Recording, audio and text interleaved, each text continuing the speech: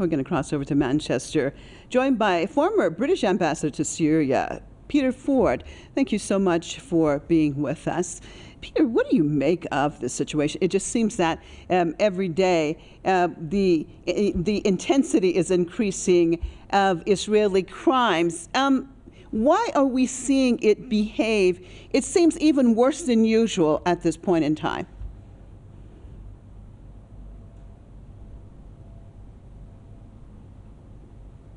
Okay, do I have you, Peter? Okay. Hopefully we will be able to cross back over. I don't think, Peter, can you hear me? Yes, I hear. Okay, great, great. So did you hear my question, Peter, or should I repeat it? The Israeli attack on Aleppo airport was really sickening and shows how careless Israel is with regard to dreadful humanitarian conditions in Syria. But we have to remember that the Israelis don't care at all about international public opinion. They play for an audience of one, and that audience of one is the US Congress, which of course they control fully.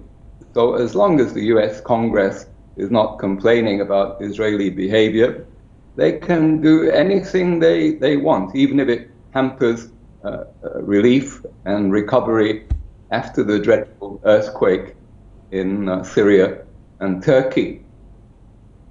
So basically you're saying public opinion, no matter how negative it may become towards the Israeli regime, especially in dealing with an attack on Syria, still recovering from that devastating earthquake. So you're saying only the U.S. Congress will make a difference. So what will it take for the U.S. Congress to actually be able to put pressure on the Israelis? Because we understand the type of control that, as a matter of fact, Israel has on the American Congress. So it almost seems like a catch-22. Your thoughts? Well, what it would take would be an earthquake in Washington. And I'm afraid Washington is not in an earthquake zone.